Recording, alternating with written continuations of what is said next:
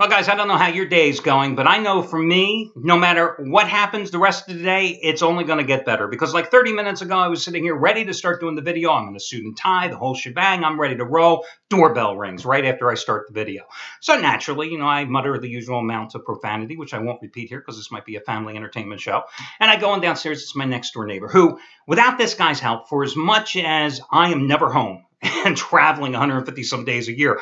I mean, this guy is just like, he's the bomb when it comes to taking care of things, looking after my house, pitching in when I need something done. Whenever I've needed a hand, he's there for me. So when the guy says he needs help, forget about it. I go upstairs, I get dressed, I come on down. He's a biker. He's going to I don't know if it's a bike show or bike convention. I don't know what the hell bikers do, But instead of riding the bike, he gets this idea that he wants to instead put the bike in one of his cargo vans that he uses for work, because his wife is going for him and she doesn't want to ride the long distance on the back of the bike.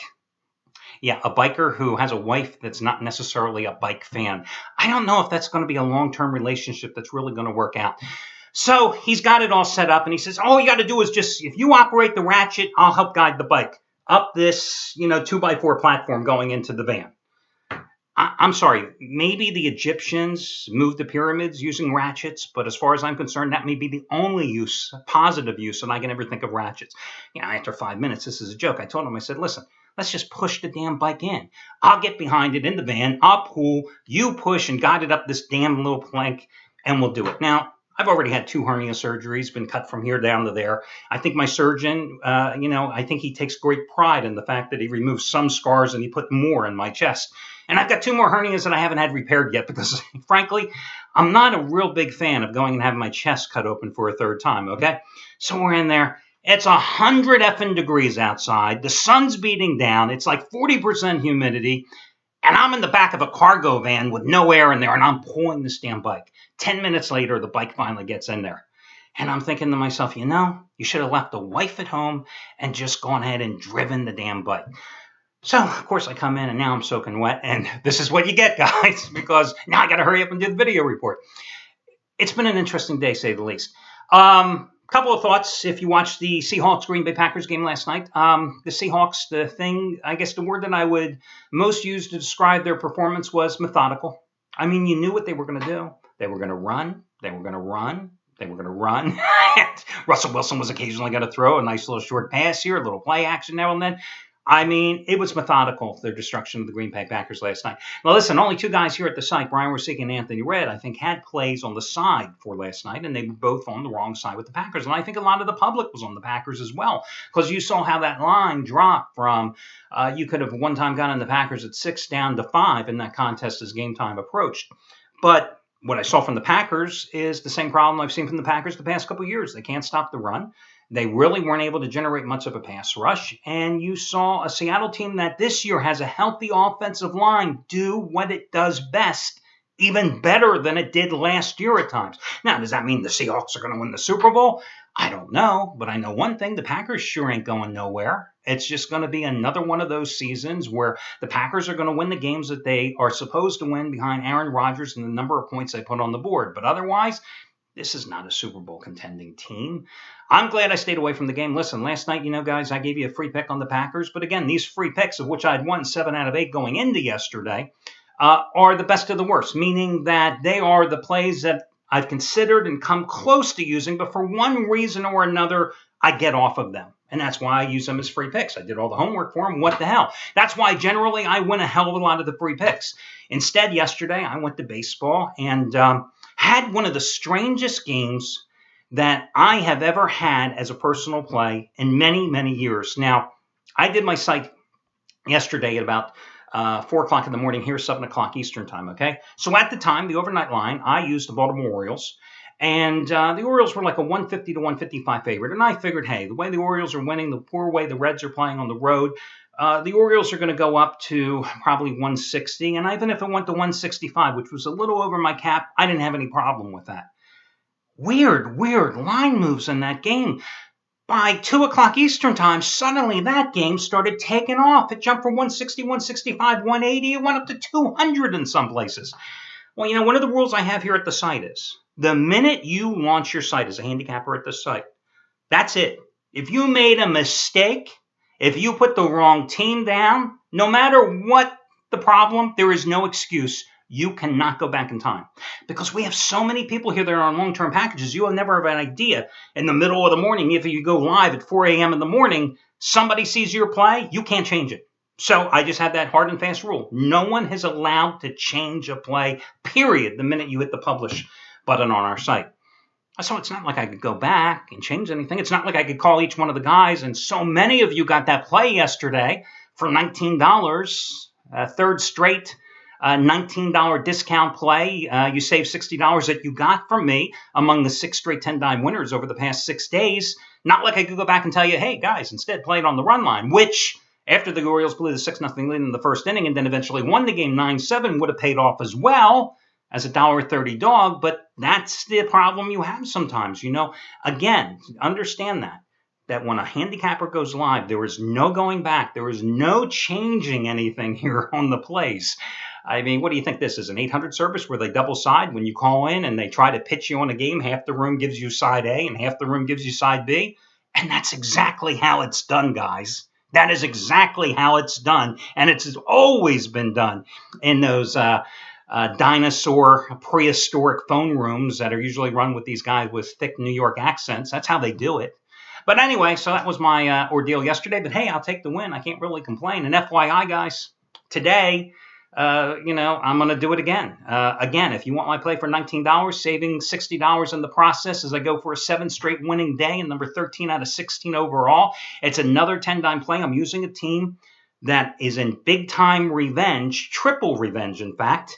And I love them here tonight. And it's just as strong as the 6 10-dime winners you've got in the past 6 days, 3 of which you already got for $19. And that discount coupon code is, again, AL19.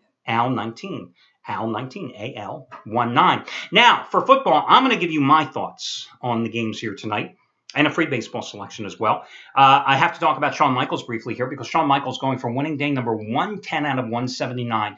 100-dime line error lock of the year in Boston College in Pittsburgh. It's the better than half off special again. And I say again because his first college release was on Sunday. It was the better than half off special. You also saved $55, and you got his easy winner on Baylor, 45-0 over SMU. True, Baylor was laying 34 points, but hey, a win is a win, a cover is a cover, and that's all that counts, right? So he is 35-19-1 with 100-dime max wager plays in all sports since last December, and $10 bettors in football the past 4+ seasons, that's NFL and college combined, have won $30,000. That's wins minus losses minus the vig, 30 grand. You can get it for better than half off. Save $55 in the process by using coupon code Sean, S-E-A-N. S-E-A-N, his first name. It's that easy. Oh, and kudos to Jeff Benton. Gee, you got another discounted winner from him last night. 50-dime winner number 14 out of 19 last night with the Packers and Seahawks over. You got it for $7.77. Today you can save $90 and get another discounted winner. 50-dime winner number 15 out of 20, his Nevada-Washington State over-under play. You've gotten 21 discount winners from Jeff Benton over the past 5 weeks. And FYI, he's going for winning day number 27 out of 38, and he's made $10 bettors a little over $17,000 since April. So all the other promos and all that kind of crap is over on the homepage.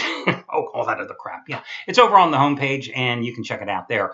Let's get to the free picks because I really want to talk about both of these football games. Boston College and Pittsburgh is the game that intrigues me most. And you've had a line move here, too. Boston College or Pittsburgh was a 3.5-point favorite most of yesterday, moved up to 4-point favorite most of yesterday, moved up to 4.5 early this morning. You can now get Pittsburgh laying 5. Problem is, I don't think that's the way to go. I think Boston College plus the 5 is the way to go. Now, both of these teams beat up on Little Sisters of the Poor last week. It all depends on your point of view of which was the more impressive of the 2 victories. Now, Pittsburgh demolished Delaware 62-0. Outgained the Blue Hens 501 yards to 57 yards. Ran for 409 yards. But remember, the Blue Hens are a Division I AA team that didn't even make that conference's or that division's playoffs last year. Okay. Boston College, on the other hand, struggled a bit, but then managed to dominate and beat UMass 30-7. They accumulated 511 yards in total offense, held UMass to 202. Boston College coming off a 7-5 season a year ago. Of course, they lost so many starters on offense. I think they lost 7 starters on offense, including the running back. What was his name? Andre Williams, who ran for over 2,100 yards last year.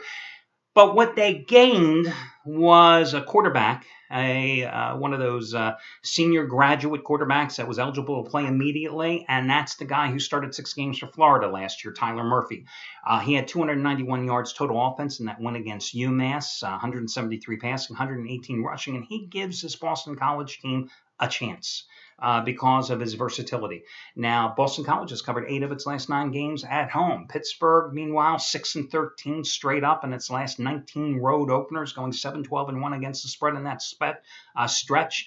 They've got an inexperienced quarterback who Chad Wojcik, I believe is how you pronounce his name. He only threw the ball 14 times last week against Delaware. I mean, when your team's gaining 9.5 yards every time it carries the ball, you don't have to throw the ball that many times when you're winning games by 60 points. This is going to be his first road start, okay? So let's see if he's able to replicate on those 14 pass attempts, the 153 yards passing and 4 touchdowns he had against Delaware. I say no. I say this is a 3-point game. I wouldn't be surprised if Boston College wins this game outright in this one. Boston College can run the ball as well. Listen, they ran for 338 yards against UMass. So again, even though they've got 8 new starters on offense, I like their quarterback. I like their ground game. I think they have a better defense in Pittsburgh, and I'm going to go with them now getting 5 points in this contest.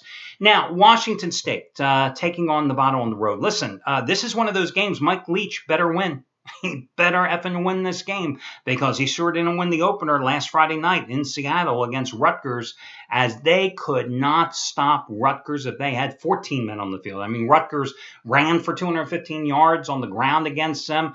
What can I tell you? I mean, Rutgers won the game outright, getting like 8 points in that contest. That despite the fact that Washington State's quarterback, Connor Halliday, all he did was pass for 532 yards. So now, the way I look at this game is you're getting tremendous value. Instead of having Washington State, if they had beaten Rutgers as a 5.5, 6-point favorite tonight, you've got Washington State minus 3.5. So I would buy down the hook and go with Washington State. I'm not that impressed with Nevada. I mean, a Nevada team that struggled against an awful Southern Utah team last week as a 21-point favorite before winning the game 28-19. Again, Washington State did lose to Rutgers 41-38, but I do like Washington State in this game. But of the 2 football games, Boston College is the official free pick. And that's the game I really like the most. Now, in baseball, I think it's time for the Milwaukee Brewers to win a game. So listen, guys, I want you to call Ned Yost, and I want you to tell him that Al DeMarco said, I think it's time the Brewers win a game tonight. I just think it's their time for no other reason than it's a hunch and it's their time. And that's the beauty of free picks. I can validate that selection by saying, I think it's their time. I like the fact they're going with Mike Fiers, who had won 4 straight starts with a 1.29 earned run average before losing his last outing to San Francisco on the road last Saturday. And it's not like he pitched that poorly. I mean, he had 9 strikeouts and allowed only 3 runs in 7 innings at work. John Lackey, yes, the Cardinals have won 5 of his 6 starts, including one of them that he made for St. Louis in his debut in a Redbirds uniform against the Brewers at Busch Stadium, in which he allowed just 3 runs and 2 runs and 7 hits in 7 innings of work. But again, I think the Brewers, who lost last night's 3-2 opener, I think they rebound today. They get Ryan Braun back. He had missed a couple games because of the birth of a child. They may be getting Carlos Gomez back, who's missed the last 4 games. So a team that's lost 9 straight games and only scored 18 runs in the process. Isn't it interesting that the Brewers are a 120 favorite tonight?